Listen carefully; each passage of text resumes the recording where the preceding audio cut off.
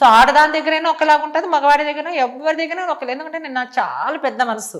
Okay. So నాకు చాలా, ఎందుకంటే నేను ఎందుకు అమ్మ అనగానే నాకు గుర్తొచ్చింది అందుకు. సో అమ్మ ఎవరికైనా అమ్మే. అవును అవును. అమ్మ నాన్న లేని కాబట్టి. సో అనాథని కాదు నేను, ఎప్పుడు దేవుడు ఉన్నాడు, మీలాంటి వాళ్ళు ఉన్నారు. తప్పకుండా అండి. అంటే ఇప్పుడున్న ప్రజెంట్ సమాజంలో మనం ఎలా చూస్తాం, ఒక ట్రాన్స్జెండర్ అని అంటే ఏదో అవహేళనగా మాట్లాడడం, లేదంటే చిన్న చిన్న చిలిపి చేష్టలు చేయడం లాంటివి చేస్తుంటారు కదా. అటువంటి అనుభవాలు ఏమైనా ఎదురైనాయా మీకు? ఇప్పుడు ఎందుకు అవ్వండి, ఆడపిల్ల రోడ్డు మీద పోతే ఆడపిల్లలకి హేళన చేయరా? మళ్ళీ అందరికీ ఉంటాయి. ఏమంటే ఈ సమాజమే అంత, సమాజంలో ఉండే వాళ్ళే అంత. బాధపడ్డ సందర్భాలు ఏమైనా? చాలా ఉంటాయి, కానీ నేను ఎప్పుడూ పట్టించుకోను. నన్ను అనాలంటే నా తల్లి తండ్రి తర్వాత జనాలు. నాకు ఎవరైతే ₹1 ఇస్తారో, నాకు ఎవరైతే అన్నం పెడతారో వాళ్ళంటే నేను పడతా. పక్కన వాళ్ళంటే పడను నేను. పక్కన వాళ్ళే నాకు ఇప్పుడు నేను చీర, ఈ కట్టు, ఈ బొట్టు, నేను ఒక ప్రతి సంపాదన అంటే నా తాతలు నిజంగా వాళ్ళ చల్లగా ఉండాలని మొక్కుంటాను. మనకు మీ ట్రాన్స్జెండర్ కమ్యూనిటీలో ఉన్న వాళ్ళు ఎవరిని అడిగినా కూడా వేలల్లో లక్షల్లో సంపాదన ఉంటుంది నెల మోతాదులో అని చెప్తా ఉంటారు కదా. అది ఎట్లా పాసిబుల్ అవుతుంది? ఏమో అదైతే నాకు తెలియదండి. సంపాదించాలంటే చాలా చాలా మార్గాలు ఉన్నాయి. ఆ మార్గాలు ఏంటో మీకు తెలియదా? నాకు తెలియదు. నాకు తెలిసింది సరే, మీ ఇన్కమ్ ఎంత నెల వచ్చేసరికి? నా ఇన్కమ్ అంటే సో ఈ రోజు ఉంటుంది, రేపు ఉండకపోవచ్చు. ఒక్కొక్క రోజు ఒక్కొక్క నెల రెంట్ కట్టుకునే ఉంటుంది, ఒక నెల ఉండదు, ఏడ్చుకున్న రోజులు ఉంటాయి. సో ఇంత అని చెప్పలేము. భగవంతుడి రోజు తెప్పించాడు అంటే ఒకేలాగా ఉండదు అనుకోను. ఎందుకంటే నేను చాలా మంది ఉన్నారు కాబట్టి, ఒక ₹10 ఇచ్చిన 10 మంది ₹1 పంచుకోవాలా. సో ఆ ₹10 నేను తీసుకొని తినలేను కాబట్టి, సో ఒక రోజు ఉంటుంది, ఒక రోజు ఉండదు, ఒక రోజు లేని పరిస్థితి ఉంటుంది. అది నేను నా వృత్తిలో.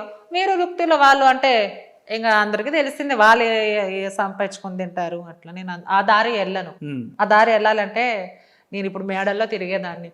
సో నాకు అవన్నీ నాకు వచ్చారు. ఇప్పుడు ఇంటర్వ్యూకి వచ్చినప్పుడు ఎట్లా వచ్చారు? మీ యాక్చువల్లీ బండి ఉంది, స్కూటీ. సో 6 ఇంటర్వ్యూలు కాబట్టి నా వల్ల అవ్వట్లేదు. కార్లో వచ్చారని విన్నా. ఎవరు? నేనా? నీ నోటి పుణ్యాన కానివ్వండి. నిజంగా చెప్తున్నా. మీరేదో ఇన్నోవా కార్లో వచ్చారని విన్నాం. ఏమో క్యాబ్ లో వచ్చింటానేమో.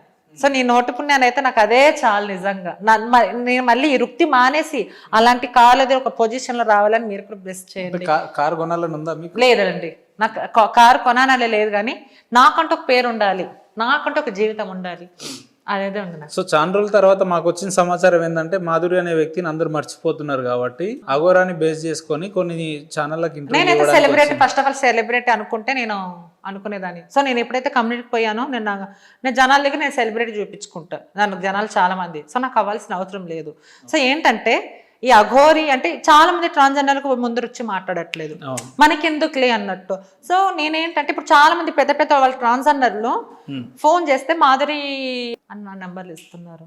సో నాకు టైం ఉన్నప్పుడు నేను వచ్చి మాట్లాడుతున్నా. ఎందుకు మీ కమ్యూనిటీ వాళ్ళంతా మిమ్మల్ని ఎందుకు ముందు పెడుతున్నారు? వాళ్ళు కూడా మాట్లాడవచ్చు అంటే ఏమో వాళ్ళ పనులు ఉంటాయేమో, ఏమో ఒక్కరికి అదే చెప్తున్నా కదా, వాళ్ళ మనసులో ఏముందో నాకు తెలియదు కదా అట్లా. ఎందుకు అఘోరి గారు తెలంగాణలో సంచరిస్తే మీకు వచ్చిన ఇబ్బంది ఏంది? మీరేమనుకుంటున్నారు అఘోరి గురించి? అది నాకు చెప్తారా? అందరు అనుకున్నట్టే నేను అనుకుంటున్నా. మళ్ళీ అందరూ అనుకున్నట్టే నేను అనుకుంటున్నా. కానీ ఆమెకు క్షుద్ర పూజలు అంటే ఏంటో తెలియదు, లేదంటే తను తీసుకున్న ఈ సాధువు కావచ్చు ఇవన్నీ ఏం చేయలేదు. తను అసలు నిజమైన అఘోరాలు ఇలా రారు అని చెప్పి మాట్లాడుతున్నారు కదా. అంటే నిజమైన మీరు చూసారా తెలంగాణలో ఉన్న ఇప్పుడు తిరుగుతున్న అఘోరికి నిజమైన అఘోరాలకు తేడా ఏందో కొంచెం చెప్తే ప్రేక్షకులు కూడా వింటారు కదా. సో నిజమైన అఘోరాలు ఎప్పుడు ముందుకు రారు, నేను చెప్పినట్టు ఎక్కడో ఉంటారు. స్క్రీన్ మీదకి రారు, వెలుగులోకి రారు అంటారు. నాకు అర్థం కాలేదు. ముందుకు రారంటే నాకు అర్థం కాలేదు. ముందుకంటే అసలైన అఘోరాలు ప్రతి దానికి రారు, ఎక్కడో ఒక చోట కనబడతారు. వాళ్ళ తపస్సులో, వాళ్ళ ధ్యానంలో, వాళ్ళు ఉంటారు. సో మీకంటే నాకు ఎక్కువ తెలుసు కాబట్టి. ఎందుకంటే నేను యాత్రలు తిరిగినాను కాబట్టి, కాశీలో వెళ్ళాను కాబట్టి, బద్రీనాథ్కి వెళ్ళాను కాబట్టి నాకు తెలుసు. నేను మాట్లాడే ధైర్యం ఉంది నాకు. నేను అక్కడ పోకుంటే నేను మీలాగే ఏదో 4 మాటలు చెప్పేసి చాలా షూర్ అయిపోయింది, కేల్కతం దుఃఖాలు ముందు అనేదాన్ని. సో అట్లా కాదు కదా. నిజాలు వారణాసి, కేదార్నాథ్ అన్ని తిరుగుతారా మీరు? నేను తిరుగుతాను. ఎందుకు సాధువుల్లో వెళ్ళాలనే మీకు ఆలోచన ఎప్పుడు రాలేదా? నేను అట్లా అనలేదు. నేనేమంటున్నా, బాధ వస్తే నాకు మా అమ్మ మా నాన్న గుర్తొస్తే నేను వెళ్తా, ప్రశాంతత కోసం. కమ్యూనిటీలో వెళ్ళాలని మీకు ఎప్పుడు అనిపించలేదా అంటున్నా? అది ఈ వయసులో కాదు, ఏ వయసులో అంటే ఆ వయసులో. ఇప్పుడు ఈ వయసు సర్జరీ అయిపోయింది, నా ఒళ్ళు అసలు అమ్మాయిలాగా మారిపోయింది. కూర్చుంటే నడాలి నొప్పులు, ఎక్కువ ఏడిస్తే హెడ్ ఏక్. సో టైంకి తినిపోతే గ్యాస్, తింటే అదొక బాధ. సో నాకు మా స్టేజ్ వెళ్ళిపోయింది నాకు. అది ముందే ఉంటే కదా. సో తప్పకుండా ఇప్పుడు లేదు. ఇప్పుడు నా వంతు కార్తీక మాసంలో పూజలు చేసుకోవడము, ఓకే.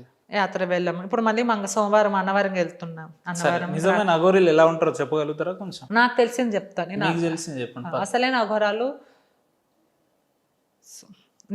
అసలైన అఘోరాలు కాశీలో కానీ, కాశీలో అలహాబాద్ ద్వారక మధ్యలో ఉంటుంది. ద్వారక కూడా వెళ్ళాను నేను. ద్వారక జామ్నగర్ రాజ్కోట్ దగ్గర 250 కిలోమీటర్ దూరంలో అక్కడ ఉంటారు. హరిద్వార్లో కేదార్నాథ్ల పైన ఉంటారు. వాళ్ళు శిక్షణ తీసుకొని వాళ్ళు రకంగా ఇష్టపడరు. వాళ్ళ సాధన వేరుంటుంది. సో ఈమె ఏంటంటే 10 ఇంటర్వ్యూలో ఒక్కొక్కలాగా, మేడం నిజంగా చెప్పండి మేడం అంటే, నిజంగా అండి నేను డేట్ అవుతాను అనింది. అసలు ట్రాన్స్జెండర్ డేట్ అయితే ఇప్పుడు నేను డేట్ అయితే ఎవరో ఒకరు పెళ్లి చేసుకొని పిల్లలు కనలేనా చక్కగా ముందుకు వస్తారు కదా, జెండర్తో ఏం పని. సో మళ్ళీ నేనెందుకు అవ్వలేకపోతున్నా, నువ్వెందుకు అవుతున్నా అంటే ఇక్కడ అబద్ధం కదా. మీరు ఈ పాయింట్ మీరు మాట్లాడట్లేదు. ఓకే.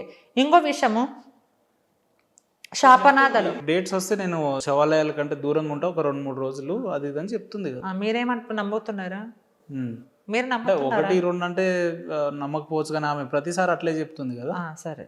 సో ఆమె నేను ఏమంటున్నా, ఆమె సర్జరీ చేయించుకున్న తర్వాత అమ్మాయి మళ్ళీ ముందు నుంచి అమ్మాయి ఉన్న వాళ్ళు అయితేనే డేట్ అవుతారు. సో నెల అవుతారు కదా.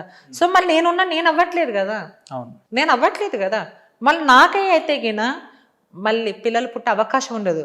అసలు నెల ఎలా అవుతారు? అది ఒక గర్భసంచి ఉంటుంది. గర్భసంచి ఉంటేనే అది నెల అవుతారు. మళ్ళీ నెల అయినప్పుడు పిల్లలు పుడతారు.